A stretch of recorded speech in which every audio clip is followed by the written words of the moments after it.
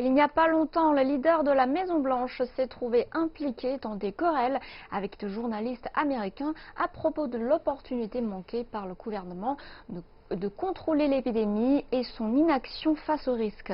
Et récemment, il a commencé à lancer de fausses idées sur la source du virus et pour dissimuler davantage ses propres problèmes, et ce qui a suscité l'inquiétude de l'opinion publique internationale. Tout de suite, on en parle avec Wang Yuyun dans le Media Focus.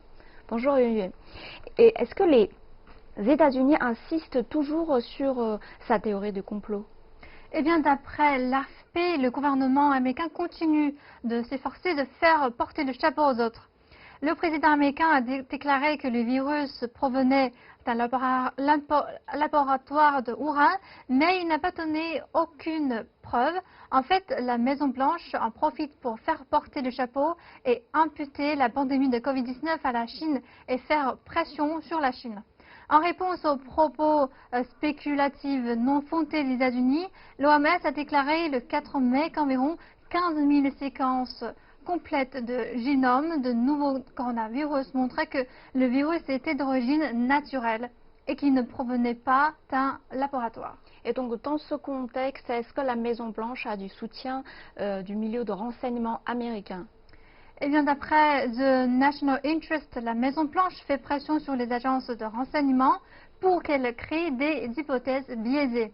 La Maison-Blanche a exercé une forte pression sur les agences de renseignement américains pour qu'elles déterrent des informations qui pourraient prouver que le laboratoire de Wuhan est à l'origine du virus. Les responsables du renseignement sont toutefois préoccupés par cela. Ils pensent que la Maison-Blanche manipule délibérément les renseignements pour créer des hypothèses biaisées qu'elle utilise pour détourner l'attention du public qui est concentré en ce moment sur l'incapacité du gouvernement dans la prévention de l'épidémie. En fait, les opérations politisées non seulement compromettent le rôle qui jouent les agences de renseignement dans la société nationale américaine, mais en font aussi un outil politique permettant à la Maison-Blanche de se soustraire à ses responsabilités. Et comment on comprend son intention? D'après la chaîne qatarienne Al Jazeera, il se trouve qu'il y a une autre intention intérieure, le fait de jeter l'eau sale. L'économie américaine a été durement touchée car l'épidémie continue de se propager et les nombres de cas confirmés et de décès continuent d'augmenter. Dans ce contexte, les politiciens américains jettent soudainement de l'eau sale sur la Chine en diffusant des propos extrêmement déformés lorsque les scientifiques et les biologistes du monde entier ne peuvent pas confirmer la source du virus. Ces actions sont principalement dues à la mauvaise réaction du président américain face à l'épidémie qui a fait chuter son taux d'approbation. La Maison-Blanche tente de détourner le conflit en s'alliant la Chine afin de s'exonérer de ses responsabilités. Et donc maintenant, quels sont les avis sur la gestion de prévention épidémique aux États-Unis? Eh bien, The Atlantic nous a donné sa réponse, d'après qui l'épidémie expose les maux de la société américaine.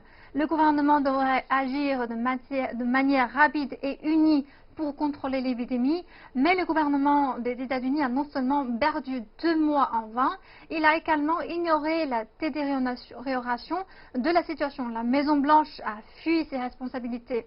Plusieurs fois après l'éclatement de l'épidémie, elle a même utilisé les avertissements des experts américains en maladies infectieuses pour le grand public comme un outil politique. Le matériel médical qui devait être utilisé pour le public a été pris par des sénateurs et des dirigeants d'entreprises à des fins lucratives. La maladie persistante de la société américaine est donc mise en évidence dans la tempête de l'épidémie.